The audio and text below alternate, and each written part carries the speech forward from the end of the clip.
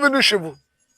Nous allons inaugurer aujourd'hui une nouvelle page de la vie socio-économique et surtout politique du Gabon.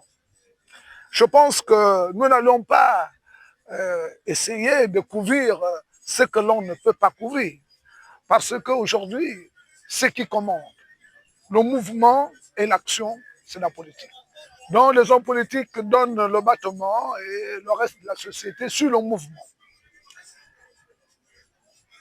Les promenades de la campagne. Nous sommes tous des campagnards en ce moment. Et c'est l'Alliance patriotique qui a l'insigne honneur d'inaugurer cette frange qui ne durera que 10 jours. 10. C'est l'unicité parce qu'en numérologie, 1 plus 0 égale 1. Nous recevons pour cela le candidat du 6e arrondissement de Libreville qui a fait dans l'inédit pendant que aujourd'hui c'est le 17 et le 17 c'est le 17 comme il se dit communément. Mais lui là on a fait un 17 avec sa liste assez particulière. La présentation de son plan stratégique. Maintenant pour l'ouverture de la campagne, le show et les beaux discours, c'est pour autrefois. C'est pour peut-être demain ou après-demain. Aujourd'hui, c'est plus pédagogique. C'est pourquoi c'est stratégique. Monsieur Sylvestre Ngoma Obiang, qui était de liste de ces 25 gladiateurs pour la conquête du 6e arrondissement de Libreville, et ses colistiers, beaucoup sont dans la stratégie de ratisser large, dont le grand maillage, ça c'est le langage des politiques, mais d'autres sont venus l'accompagner pour voir ces chefs de quartier du 6e arrondissement et leur dire ce qu'ils comptent faire. Ce n'est pas une promesse, c'est un début de réalisation, selon Sylvestre Ngoma Obiang. Merci de nous recevoir pour la première des promenades de la campagne. Et nous nous intéressons particulièrement à ce que vous faites aujourd'hui. Quel est votre plan et comment cette idée vous est arrivée? Merci Monsieur Bitege, merci à Zambora TV. Et déjà, je ne cesserai de vous remercier parce que vous nous accompagnez depuis un certain temps. Et j'espère que cet amour va se poursuivre. Oui, vous faites bien de dire que ce que nous faisons aujourd'hui, c'est inédit. C'est inédit, d'autant plus que nous allons, après toutes ces élections, rentrer dans la 5e République, après la transition. Est-ce que nous allons rentrer à la 5e République avec la même façon de faire? C'est vrai, on ne va pas tout casser comme avait dit l'autre, mais il faudrait qu'on innove. Aujourd'hui, c'est l'ouverture de la campagne, mais nous avons choisi cette journée pour faire de ça une séance de travail. Et cette séance de travail est basée sur la présentation de notre plan stratégique pour les 5 prochaines années à la mairie du 6e arrondissement. Ça ne saurait être autrement parce que quand on voit un peu votre lettre motive qui est ensemble, transformons le 6e. Et pour transformer le 6e, vous commencez par transformer l'ouverture de campagne. Qu'est-ce que vous allez proposer aux chefs de quartier qui sont venus vous écouter? Vous savez, on ne va pas proposer quelque chose de nouveau aux chefs de quartier. Par contre, nous allons discuter avec le chef de quartier sur leur mission. On va leur faire le rappel de leurs responsabilités. Parce que notre plan stratégique que nous allons développer aura pour socle dans son déploiement les chefs de quartier, qui sont les premières autorités locales. Donc, on ne doit pas faire sans eux. Donc, et c'est à cause de ça que nous allons, bien entendu, discuter avec ces chefs de quartier en leur présentant leur mission. Mais nous avons vu que la présentation était exhaustive. Mais nous avons compris parce que vous voulez faire du 6e arrondissement un arrondissement de plein exercice. Donc il faudrait des chefs de quartier outillés. Oui, les chefs de quartier sont outillés, mais il faut comprendre que la pédagogie, c'est l'art de répéter. Pourquoi nous, on vient à faire ce rappel? C'est parce que les chefs de quartier ont été utilisés par le passé à d'autres fins. Lesquels? Sincèrement, il faut le reconnaître. Je sais que vous n'aimez pas froisser. Vous Oui, n'aimez pas blesser les autres. justement, mais lesquels, justement. Mais il faut comprendre que ce que nous, on va faire, vous allez trouver la réponse à cette interrogation par rapport à la différence, par rapport à ce que nous, on va faire. Nous allons rappeler simplement aux chefs de quartier leur mission, leur responsabilité. Je vais prendre un exemple. Le chef de quartier est la courroie de transmission entre ses administrés et le maire, disons, et la mairie. Le chef de quartier est la courroie de transmission entre ses administrés et la sécurité publique dont je vais parler, du commissariat de police. Donc, c'est ce chef de quartier qui assure vraiment ses responsabilités à son niveau de la sécurité et du bien-être de ses administrés. Par le passé, on ne leur a jamais donné de faire ce travail. Les chefs de quartier ne vont plus travailler seuls. Pour nous, les chefs de quartier auront un cabinet d'au moins 3 personnes. Parce que notre plan stratégique va beaucoup se reposer sur eux. Et pour que ça soit efficace, il va falloir dynamiter leur cabinet. Et ceux qui viendront dans leur cabinet, nous, la mairie va s'occuper d'eux, c'est-à-dire leur rémunération. Ah, c'est une véritable révolution parce que, bon, il y a des quartiers à Libreville où on trouve même les dénominations de chefs de quartier adjoints. C'est pas statutaire, ça. Bon, c'est pas statutaire, mais ça peut être... Il y a le chef de quartier, il y a des assesseurs. Pour le règlement des conflits, même si c'est pas statutaire, mais il y a déjà ce qu'on veut appeler une jurisprudence. Mais il suffit de l'encadrer. Et c'est ce que nous, on va donc essayer de vous faire. êtes pour qu'on mette en place les chefs de quartier adjoints. Bon, chef de quartier adjoint, ce n'est pas une mauvaise chose. Puisqu'à la mairie, par exemple... Est-ce que vous êtes pour ça? Oui, je suis pour ça. Parce qu'il faut que le cabinet du chef de quartier soit un cabinet dynamique par rapport au travail que nous allons leur donner à faire. Donc, ils seront beaucoup sollicités. Et une personne ne peut pas le faire. Et si le chef de quartier est absent et qu'il y a un besoin pressant qui est là, donc il va falloir qu'on se repose sur son adjoint. Vous avez une liste véritablement équilibrée. Vous êtes 25 colistiers, 24 avec la tête de liste. Et nous comptons 11 femmes. Et on sait que c'est difficile de gérer les femmes. Surtout quand elles sont mélangées aux hommes. C'est la matrice, la femme. Elle prend toujours l'homme, quel que soit l'âge, pour son enfant. Mais l'homme dit, c'est moi le chef. 21 femmes, 11 femmes pour 25 colistiers. Quelle est votre stratégie de gestion et d'apaisement des tensions déjà dans votre liste? Parce qu'on voit une certaine harmonie. Non, et en matière de responsabilité, il ne faut pas regarder le fait que le genre, non, en matière de responsabilité, nous sommes tous égaux. Mais ce qui compte, c'est la compétence. C'est ce qui compte. Et le choix de ces nombreuses femmes n'a pas été fait par hasard. C'est par rapport à leurs compétences. Au niveau, parce que nous avons des structures bien organisées dans notre parti Alliance Patriotique.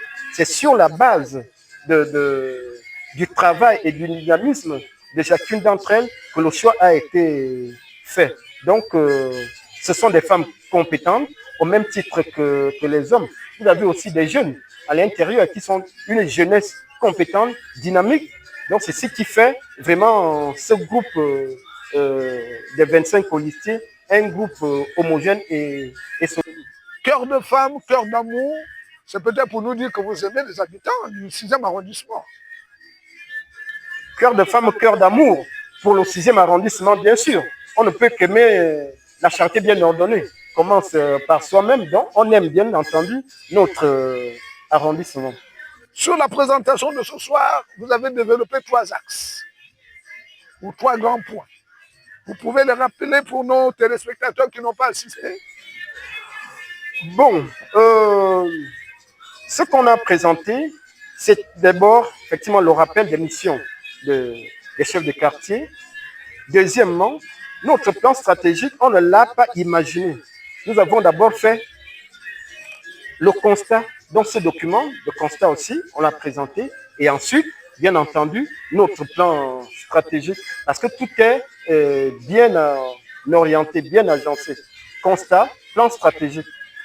Nous avons remarqué qu'il y a une cohérence entre ces 3 points de votre plan stratégique et les 11 axes de développement du 6e arrondissement, qui est en fait votre pilier de transformation. Est-ce que vous pouvez nous parler, par exemple, des aspects institutionnels? Oui, vous savez, quand on a des ambitions, et c'est vrai, on prend de la mesure. Et en prenant de la mesure, on mène des études minutieuses. Pourquoi nous avons mis en pilier numéro 1 cet aspect institutionnel qui veut que le 6e arrondissement devienne une commune de plein exercice? Parce que par rapport au constat que nous avons fait, nous avons trouvé que pas que des points faibles au niveau du 6e arrondissement. Par contre, le 6e arrondissement regorge énormément d'atouts. Énormément d'atouts. Donc, par conséquent, il va falloir qu'on fasse d'abord une délimitation formelle entre la commune d'Akanda, le premier arrondissement, la commune d'Ntoum, pour éviter ce qui peut nous amener... Ah oui, parce que c'est un véritable voilà. serpent de mer. Exactement. Les arrondissements se chevauchent. Quand le 5e, on le retrouve dans le 6e. Non, surtout le deuxième. Surtout le deuxième qu'on retrouve dans le 6e. Donc c'est pourquoi... Le 4e, on ne le retrouve pas dans le 6e. Le 4e, non. C'est beaucoup plus le deuxième. Donc c'est pour éviter ça. Mélène, c'est pour... Bon, ça dépend. Mélène, du côté droit, en allant vers Ntoum. Du côté droit, en allant vers Ntoum, c'est le 3e arrondissement, c'est le 5e arrondissement. Le 5e arrondissement, je crois, s'arrête au niveau de l'ENA, et donc tout le côté droit. Et le côté gauche, c'est le 6e arrondissement, où en face de l'ENA, il y a une descente quelque part là.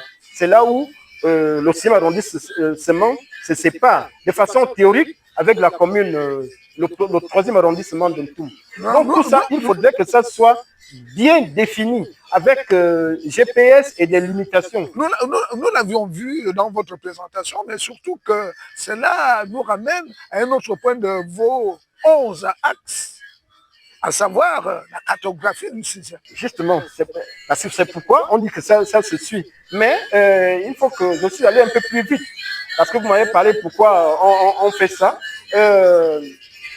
Pourquoi on souhaite que le 6e arrondissement devienne aussi une commune de plein exercice? C'est tout simplement parce que c'est vaste. En plus de ça, nous avons des potentialités que nous voulons développer pour nos populations. Aussi, la démographie va aussi vraiment en expansion. Donc aujourd'hui, on compte à peu près de 80 000 âmes qui vivent au 6e arrondissement. Donc, c'est tous ces atouts qui font en sorte que nous disons non, le 6e arrondissement doit devenir une commune de plein exercice comparativement à d'autres communes qui sont voisines. La commune d'Akanda, on compte à peine 35 000 habitants. La commune d'Ntoum, avec la commune d'Akanda, avec 2 arrondissements, Et la commune de Ntouma, avec 3 arrondissements, on compte aussi à peu près 36 000 En habitants. tout cas, une démographie Une inférieure à celle démographie du à celle 6e. du 6e. Et nous avons des potentialités qui font vraiment en sorte que nous devenions une commune de plein exercice. Commune de plein exercice. Cela signifie un autre niveau de développement. Et l'autre niveau de développement fait forcément appel à l'élite, à l'élitisme. Mais on sait aussi que le 6e souffre d'une approximation de la carte scolaire. Est-ce qu'il y a des centres de formation dans le 6e arrondissement? Le sport, le 6e arrondissement s'en est approprié à un moment lors de la première CAN au Gabon. Mais après, tout s'est évaporé. Et la culture dans le 6e arrondissement. Tout ce que vous rappelez là est au cœur de notre plan stratégique. C'est dans l'axe 6 de notre plan stratégique sport et éducation, sport, et culture et formation. Le constat est aussi celui-là. Vous vous rendez compte, nous sommes ici au premier siège du 6e arrondissement. Mais je peux vous dire qu'on ne compte qu'une seule école primaire, sinon 2. Avec quelle Est-ce que on est dans la ville ou au village? Bon, la loi est déjà claire. On va dire que nous sommes dans la ville puisqu'on parle de l'arrondissement. Et les arrondissements, c'est dans la ville. Ce n'est pas trop vous. Et c'est ce que nous, on va transformer. C'est ce qui amène vraiment à notre plan stratégique de développement pour changer la physionomie. Mais on ne veut pas, ou bien on ne va pas la changer pour le plaisir. Vous avez parlé de l'éducation. L'avenir d'un pays se base sur sa jeunesse, mais une jeunesse de qualité. À partir de quand on peut prévoir une jeunesse de qualité? C'est à partir de la formation initiale, la formation de base, donc depuis l'école primaire. Pourquoi les enfants de 3 ans, 4 ans, on va les réveiller à partir de 4h, 5h du matin pour aller à l'école? Et parce que la distance est grande. Mais justement, parce que ici, du côté de Bambouchine, où nous nous trouvons, il n'y a qu'une seule école. Et figurez-vous, de l'endroit du Carrefour Bambouchine au débarcadère, on n'est pas encore à la limite du 6e arrondissement. On parcourt 25 km. Et on a une seule école qui se trouve à quelques encablures d'ici, ce qui veut dire que les enfants parcourent entre 10 et 12 km par jour, aller et retour. Monsieur le maire, ce n'est pas pour demain le développement du 6e. Non, c'est pour demain. C'est pour demain. Pourquoi je le dis? Le rassure. Oui, je vous le rassure. Comment? Vous faites de la magie? Non, ce n'est pas de la magie. Le principe, j'aime le rappeler, le principe de la République, c'est la loi. Nous avons eu cette opportunité que nous avons fait ce plan et les autorités actuelles ont adopté la loi sur le transfert de compétences. Le transfert de compétences. C'est-à-dire, la décentralisation va effectivement se mettre en place. Est-ce qu'elle ne se mettait pas? Toutes les lois votées ne sont pas appliquées dans notre pays. Oui, là, je n'ai pas envie de me rappeler des souvenirs des 56 années. On est dans la 5e République. On rentre dans la 5e République. Dans la République d'espoir. Mais ça ne veut pas dire qu'on oublie l'histoire. La République d'espoir. Voilà, là, c'est la République d'espoir. Mais cet espoir ne doit pas être un slogan simple. Mais ça doit se reposer. Ce n'est que de l'espoir. Justement, ça doit se reposer sur des faits réels en fonction des plans que chaque parti ou bien chaque acteur politique présente. Je parlais de la loi sur la décentralisation. Il y a le décret 0305 de 2025 là, a déjà préconisé le transfert de compétences de certains ministères aux collectivités locales. Pour ne prendre que le cas de l'éducation. Oui, l'éducation nationale est dedans parce que nous prévoyons la construction de 3 écoles primaires. Mais la carte est déjà en train d'être établie, finalisée. Et ces écoles primaires doivent se situer en rapport aux besoins pressants par rapport à une seule école primaire qui existe ici et l'autre école primaire existe du côté de Montalier. Montalier, par rapport à là où nous trouvons. Donc, ce travail est en train d'être fait. Si jamais l'éducation nationale nous pose un problème, mais nous, on va trouver les moyens autrement, pourvu que notre décentralisation soit effective. Et on va se poser. Il faudrait également que vos enfants soient en bonne santé. Quelle est la place de la santé? C'est la même chose. Dans le 6e arrondissement, nous ne comptons qu'un centre de santé, un seul. Et vous voyez que votre mission, c'est le nid décisif. Hein. Comprenez que... Vous poussez le mot. Comprenez que ça n'arrive pas au sommet. Le maire est responsable de la sécurité de sa population à tous les niveaux. Au niveau sanitaire, au niveau de la sécurité publique, au niveau de l'éducation, le cadre de vie. C'est de la responsabilité du maire. Donc, aucun aspect, on ne doit le laisser en marge. Donc, nous prévoyons, permettez-moi, nous prévoyons la construction de 2 centres de santé pour rapprocher les populations de ces structures sanitaires. C'est important. C'est important. Parce qu'on ne peut pas demander à une population d'être dynamique, soit dans des entreprises, dans des administrations, pendant que ces gens-là ont la peur de se soigner, n'arrivent pas à se soigner. Quels résultats on peut avoir pour développer un pays? Vous avez parfaitement raison. Vous savez, vos 11 points peuvent prendre toute une journée. Mais nous avons choisi les plus importants. Et nous n'allons pas nous séparer sans parler de l'assainissement.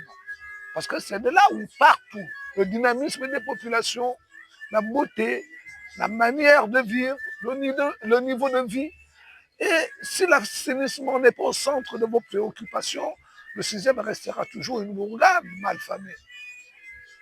Bon, encore que le constat fait sur le terrain démontre que le 6e arrondissement, en grande partie, est encore salubre. Il faut le reconnaître. Et nous allons faire, bien entendu, un point d'honneur au bassin versant où, oui, on comprend l'incivisme des populations. Mais au niveau du 6e arrondissement, on a encore le temps de rattraper les petits manquements actuels au niveau de l'assainissement. Donc, nous avons un plan dans ce sens-là. C'est-à-dire, depuis les ménages, la collecte va se faire jusqu'à la décharge. Et je vous dis, nous avons l'ambition, dans la zone où nous nous trouvons, de mettre en place une décharge municipale. Mais à ne pas confondre avec la décharge de Mindoubé. Nous avons déjà... Nous voulons bien voir se réaliser tous ces projets. C'était Sylvestre Ngongo-Obiang qui est revenu, la répétition étant l'ami de la mémoire, après l'exposé qu'il a fait avec les chefs de quartier, dire à vous qui n'aviez pas assisté, vous avez eu tort à cette présentation, que beaucoup de choses peuvent arriver avec la volonté. Parce que ici, c'est chez vous. Ici, c'est chez nous. Nous avons le courage d'agir, la volonté de servir. À la prochaine. Merci de nous avoir suivis. Merci beaucoup.